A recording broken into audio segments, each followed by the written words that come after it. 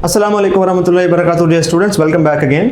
हमने last lecture में हल्का सा पढ़ा बर्नौलीज़ थ्योरम के बारे में, उसकी इक्वेशन डिराइव की। अब आगे से हम जितने भी सारे के सारे लेक्चर्स लेंगे फ्लूइड डायनामिक्स के, वो सारे के सारे बर्नौलीज़ थ्योरम की ही कोई ना कोई एप्लीकेशन कहलाएंगे। ठीक है ना। तो उनमें से जो सबसे पहला है वो है टॉरस सीरीज थ्योरम। ठीक हो गया।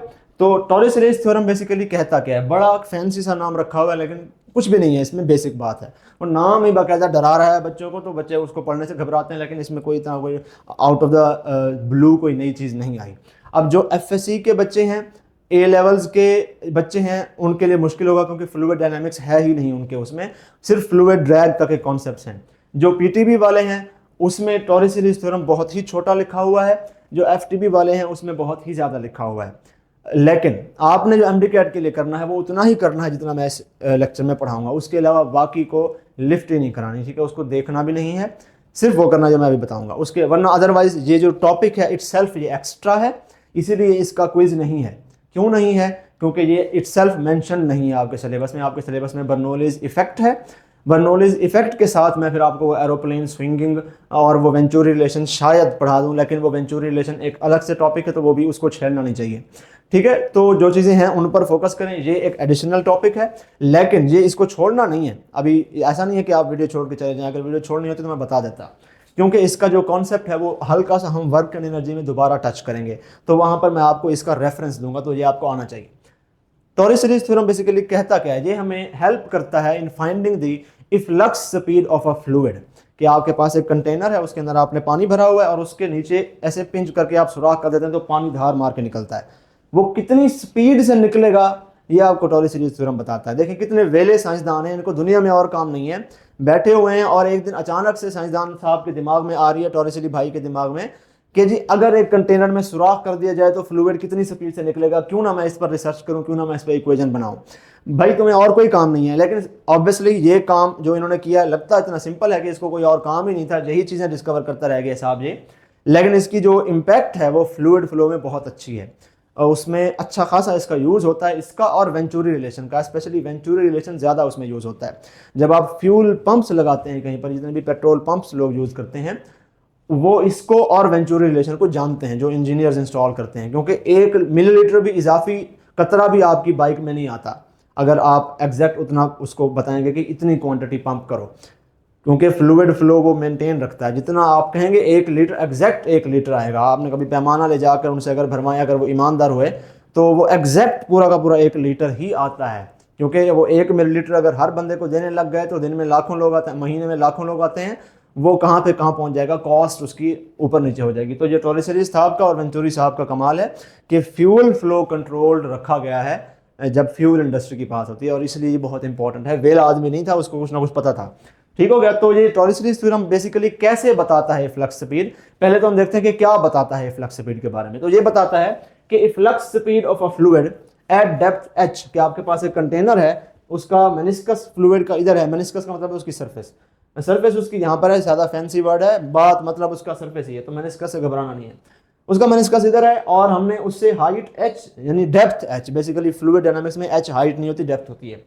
h डेप्थ के ऊपर यहाँ पर सुराख किया, और यहाँ से फ्लूइड निकल रहा है विद वेलोसिटी v। ये फ्लक्स स्पीड जो होगी वो that will be equal to the velocity gained by the fluid in falling through the same height.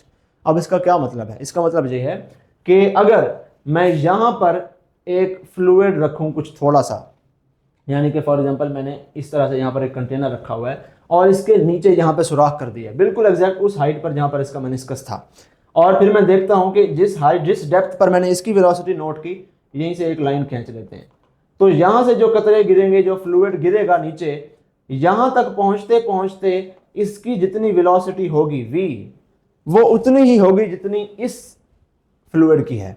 यानी कि आपने हाइट या डेप्थ h के बाद जो है फ्लूइड का फ्लक्स स्पीड मेजर करनी है, तो वो उतनी ही होगी कि एज इफ उतनी हाइट के थ्रू फ्लूइड गिरता तो उसकी जितनी होती। यानी कि अगर फ्लूइड को छोड़े, मैं यहाँ पर एक बॉल रखूँ और मैं उसको पकड़ के छोड़ दूँ यहाँ से, तो यहाँ तक पहुँचते पहुँचते इसकी जो वेलोसिटी होगी वो कितनी होगी? वो उतनी ही होगी जितनी इतनी ही डेप्थ वाले फ्लूइड की फ्लक्स स्पीड होगी। ठीक है ना।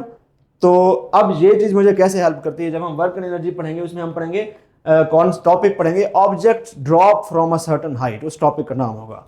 और उसमें हम देखेंगे अगर सर्टन हाइट से ऑब्जेक्ट को गिराएं तो ज़मीन तक पहुंचते पहुंचते उसकी वेलोसिटी कितनी होती है। इक्वेशन ऑफ मोशन लगाएंगे, वर्क एंड एनर्जी लगाएंगे और हमें पता लगेगा। और वहाँ पर जो हम इक्वेशन डिराइव करेंगे वो एग्जैक्ट टॉरी सीरीज थ्योरम जैसी होगी।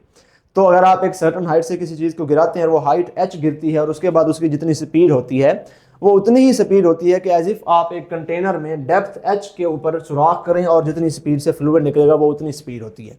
ठीक हो गया। अब इसका मतलब क्या है वो हम जब डिराइव कर लेंगे ज़्यादा क्लियर हो जाएगा। आगे चलते हैं। ये हमारे पास क्या लिखा हुआ है, अभी आगे यूँ समझें, यहाँ पर कुछ नहीं लिखा हुआ, सिर्फ उसको पढ़ें। P1 plus half rho V1 square plus rho G H1, और यही चीज़ें 2 की फॉर्म में इक्वल के बाद लिखी हुई हैं।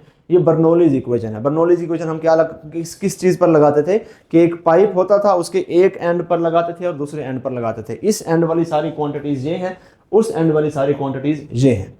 अब सिलेंड्रिकल पाइप है तो उसको आप यूं रखें या यूं रख दें, वर्टिकल कोई नहीं है मसला। तो ये जो कंटेनर है ये इटसेल्फ एक पाइप के तौर पे भी एक्ट कर सकता है, सिलेंडर है ना, और जो सुराख हम कर रहे हैं वो भी हम अज्यूम कर रहे हैं कि बिल्कुल सर्कुलर होगा, तो वो वाला उसका फेस भी एक सिलेंडर के ही फेस जैसा है। ठीक है, तो हम बर्नौलीज थ्योरम लगाएंगे इस पाइप के इस एंड और इस एंड के बीच में, जिस तरह हम स्ट्रेट पाइप के इस एंड और इस एंड के बीच में बर्नौलीज थ्योरम लगाते थे।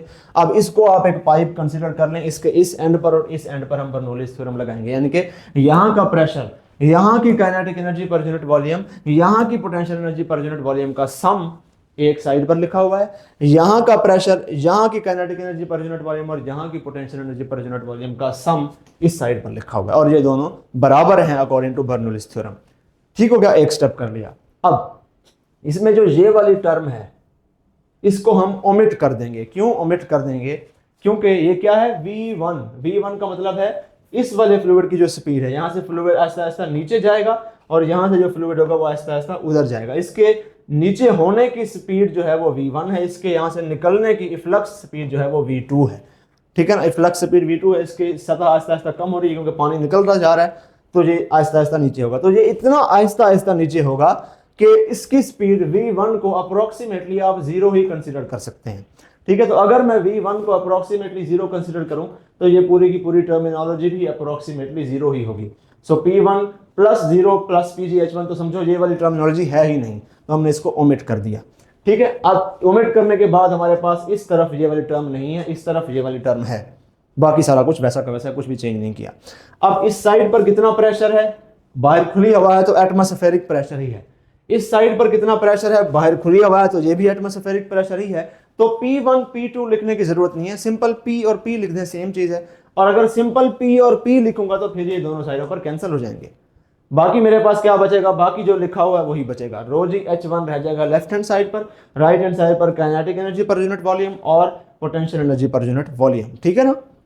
अब इसको हम क्या करें, हम हर टर्म का ये रो काट देंगे। हमने काट दिया रो, बाकी क्या बचा, बाकी ये फॉर्म बच गई। रो कटने के बाद इसको आप रीअरेंज करें, कैसे करेंगे, GH1 is equal to 1/2 V2 का स्क्वायर प्लस GH2।